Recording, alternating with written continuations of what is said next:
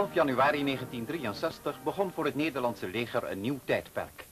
Die dag deed de gemechaniseerde infanterie officieel haar intrede in de Koninklijke Landmacht bij de opening van het nieuwe panzerinfanterie-rijopleidingscentrum, kortweg PIROC genoemd. Vele binnen- en buitenlandse gasten zagen hoe staatssecretaris Kalmeijer met de onthulling van de naam het kamp in gebruik stelde.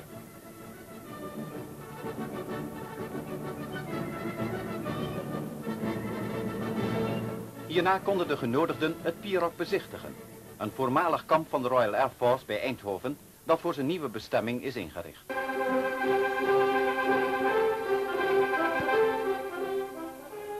Hierna werden de nieuwe voertuigen getoond, bekeken, besproken en voorgereden. De nieuwe serie voertuigen is van Franse makelij en alle van eenzelfde AMX-stam. Deze 13-tons tank wordt de nieuwe speurhond voor de cavalerie. Hij vervangt de verouderde populaire Amerikaanse Chaffee-tank. Ook deze lichtere tank heeft alle kwaliteiten van een goed verkenner. Een laag profiel, hoge snelheid en een goed kanon.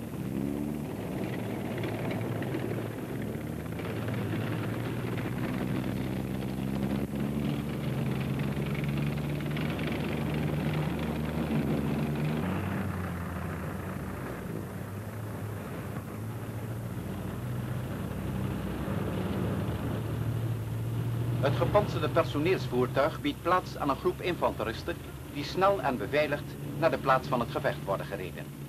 De moderne tactiek vereist deze grote beweeglijkheid. In een ommezien kunnen de mannen uit het voertuig springen, in stelling komen en door de later terugkerende carrier al rijdend weer worden opgepikt. Zo reden in vroeger eeuwen de dragonders te paard het slagveld op, stegen af om te voet te strijden en zich te paard weer snel te verplaatsen naar het 42e panzerinfanteriebataljon heeft zich voor zijn vertrek naar het kamp Zeedorf in West-Duitsland op de Ermeloze Heide officieel gepresenteerd aan de commandant van de 4e divisie, generaal-majoor Christan. In zijn korte toespraak tot de troep noemde de generaal de verplaatsing naar Zeedorf een historisch moment. Historisch was ook zeker het défilé dat werd geopend door hoornblazers van de Limburgse jagers. Voor het eerst namelijk in de Nederlandse krijgsgeschiedenis presenteerde zich een volledig gemechaniseerd bataljon waarin ook de Duitse versie van de jeep, de Monga, een plaats heeft gekregen. Geen der 800 infanteristen heeft bij dit afscheid ook maar een stap hoeven te zetten. Ze zaten verscholen in de tientallen AMX-rupsvoertuigen die in een bijna eindeloze rij voorbij trokken. Alleen de chauffeurs, de groepscommandanten en de mitrailleurschutters waren nog zichtbaar voor de toeschouwers.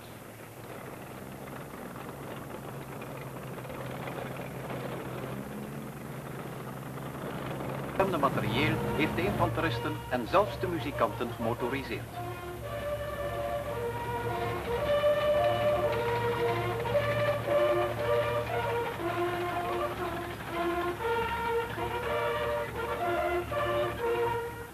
De jeugd is er al helemaal mee vertrouwd geraakt dat de infanterie geen voetvolk meer is, maar gepantserd op het strijdtoneel verschijnt.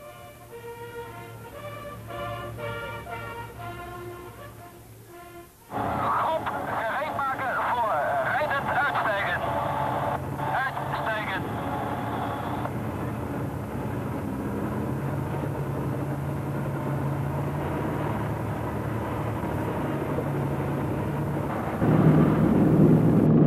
Het 16e panzerinfanteriebataljon Limburgse Jagers komt in het AMX personeelsvoertuig langs het erepodium.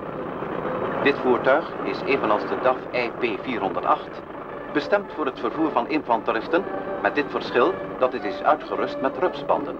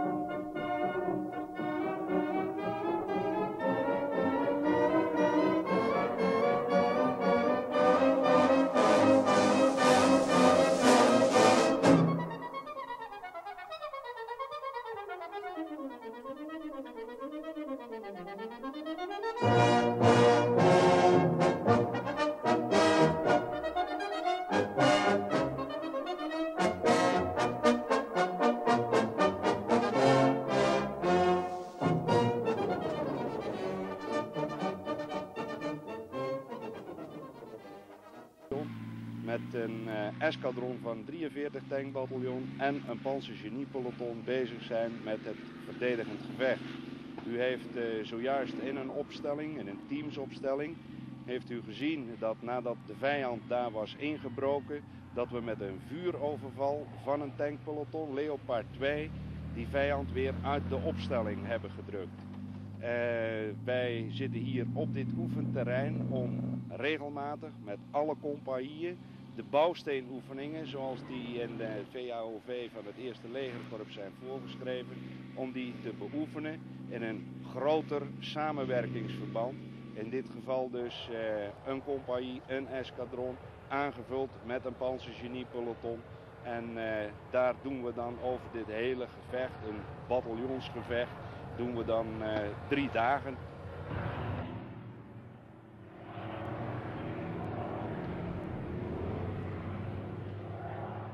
En momenteel zijn we hier een verdedigend gevecht aan het voeren. We komen net van de andere kant en hebben hier een nieuwe stelling ingenomen. Zodat de andere voertuigen terug kunnen trekken en wij hun dekking kunnen geven.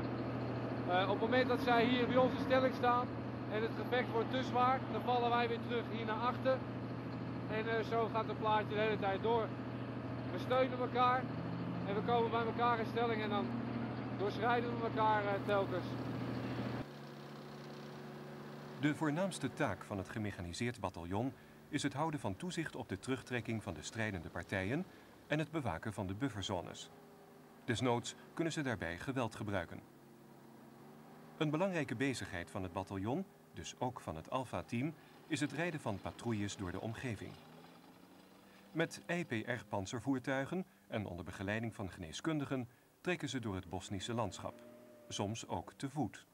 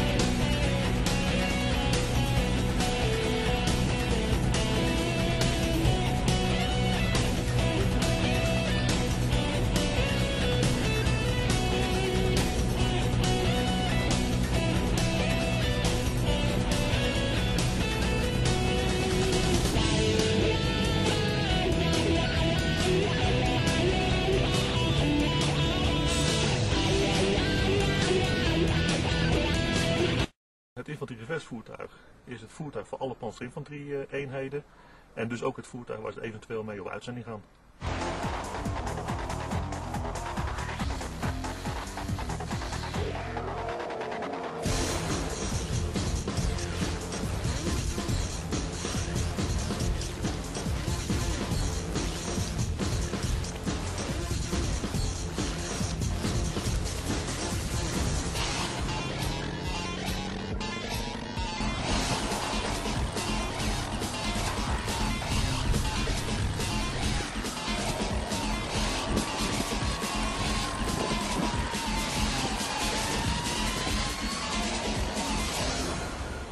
Ik ben er zeker van dat met de introductie van de 97 de panzerinfanterie-eenheden worden uitgerust met het meest moderne materiaal wat er op dit moment voorhanden is.